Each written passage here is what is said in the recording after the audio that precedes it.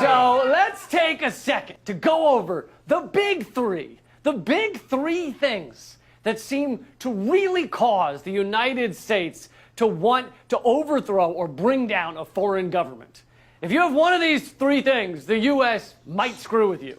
If you have two of these things, the U.S. will definitely screw with you.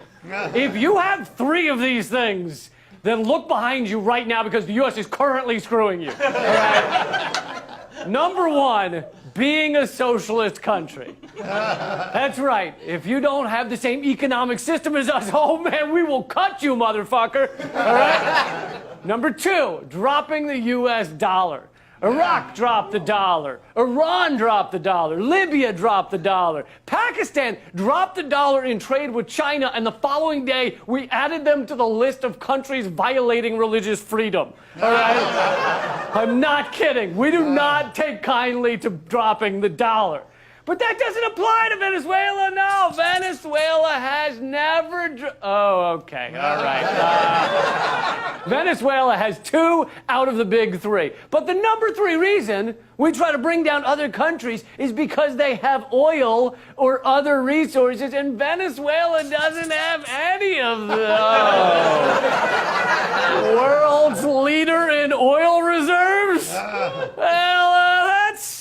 only the world. That's, I bet Jupiter's moon Europa has more, all right? So, in case anyone was wondering, that is why the U.S. is trying to create a coup in Venezuela right now. It is. And our government is doing it with the support of every mainstream media channel in America, from MSNBC to Fox News to NPR to Bill fucking Maher, all right? Every single one. Let's break down a recent CNN propaganda segment. Take a look. Cross into Venezuela's unending disaster, the world's worst growing refugee crisis. Is it the worst? I think maybe Syria or Yemen might be in more dire straits. You know, the other awful humanitarian crises we've helped create and foster. Our government treats humanitarian crises like baby birds. We're like, okay, come on, little buddy, come on. Let's turn you into a big, strong humanitarian crisis. You can do it. You can do it. You can do it. But CNN wasn't done. In the capital, there's a queue for everything, everywhere. Hunger breeds a special kind of anger. We have devastating sanctions on them. We're helping create that hunger.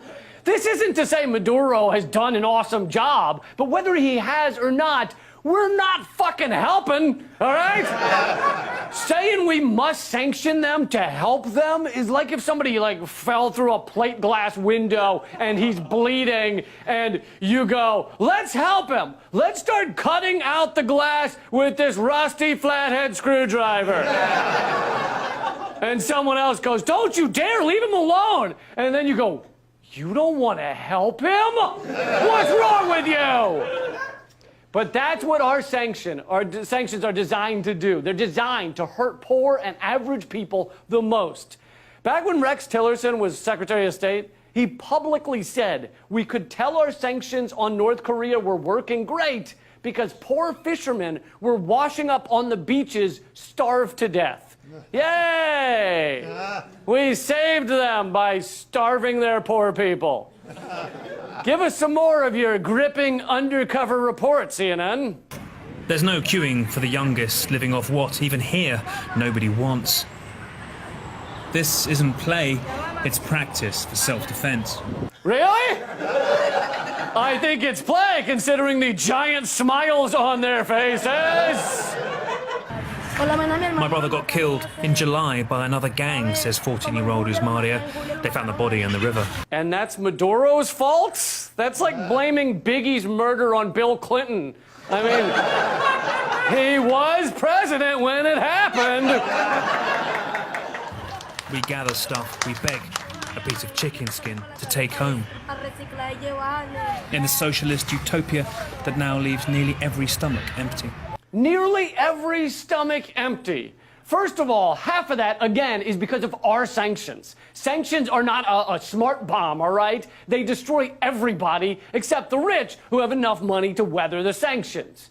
Come to think of it, sanctions are kind of like smart bombs. We're told they're only going to get the bad guys. But in fact, smart bombs kill all kinds of innocent civilians, as do sanctions. You want to see how ridiculous this CNN propaganda got? Watch what they show immediately after saying every stomach is empty. The socialist utopia that now leaves nearly every stomach empty. This was the day when change was meant to come. Yeah, really starving there, you know? This guy's got a nice paunch going right there. So does this guy. I mean, CNN, you forgot to line up your propaganda words with your propaganda images. Like, you should have stuck with the children at the landfill, but instead you had to go and ruin it by showing happy, well-fed protesters. This is literally in a video titled "As Venezuela Creeps Towards Starvation." Geez, I didn't realize starvation had so many man tits. I was unaware. Look, I'm not saying things are great down there. They aren't. But pro-war propaganda and U.S. imperialism ain't curing nothing, all right? Let's see one more clip. Hundreds of thousands flooding central Caracas, watching opposition leader Juan Guaido swear himself in as interim president. Yes, Juan Guaido did swear himself in. CNN only missed a couple of things. He was not elected to that position. He just declared himself president.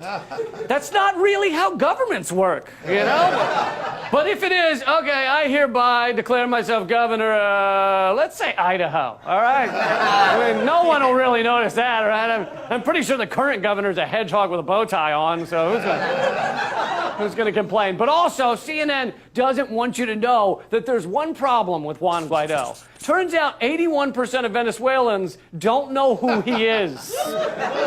So he just ran around Washington, D.C. before he declared himself president. He ran around Washington, D.C. and some neocon think tanks and said, hey, I'm going to declare myself president. And they said, fucking rock on, man. Yeah. On top of that, he went to George Washington University.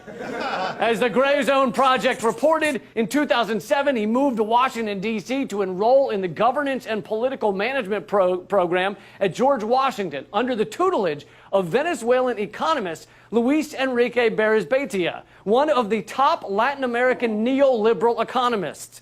Berisbeitia is a former executive director of the International Monetary Fund. Guaido went to GW and then trained under the IMF. Jesus. And then we declared him president of Venezuela. That's like joining the WWE and then training under Henry Kissinger, and then the U.S. declares you king of Japan.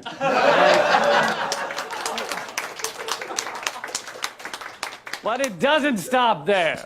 Juan Guaido is the product of a decade-long project overseen by Washington's elite regime change trainers. While posing as a champion of democracy, he has spent years at the forefront of a violent campaign of destabilization. So what's the big deal? He's an American regime change pawn who was groomed by the IMF to take over Venezuela and give away their natural resources. That's not so bad. And if that's what the Venezuelan people want, then we should respect their wishes. Because corporate media tells us this is what the people want, right? Oh, wait. According to a study conducted in early January of this year, 86% of Venezuelans would disagree with international military intervention, and 81% oppose the U.S. sanctions that have gravely hurt the nation's economy. So most Venezuelans, So most Venezuelans don't know Guaido. Most Venezuelans still support Maduro. Whether you personally like him or not doesn't matter. And most Venezuelans don't want military intervention and don't want the U.S. sanctions. Yet CNN and NPR and Fox News and BBC and every other mainstream outlet will have you thinking everyone is starving to death and on their knees begging for America's freedom bombs to rain down like the dollar bills at a strip club. You know, because our interventions have worked so well in Syria and Yemen and Iraq and Iran and Afghanistan and Chile and Honduras and Haiti and Somalia and Libya and Guatemala and Colombia and Panama and Fraggle Rock and those tree forts where the fucking Ewoks live. The Venezuelan people deserve self-determination, no matter how you feel about the current government. The absolute last thing they need is to be turned into a neoliberal parking lot in which America rips all their resources out from under them.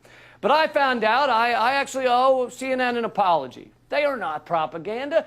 That video I showed you just happens to be their style, all right? They do it the same way with every country. I found out they recently made this one about the United States. Walking through America's streets, we witnessed the world's worst poverty crisis. At the stores, thousands tackle each other for the last remaining products on the shelves.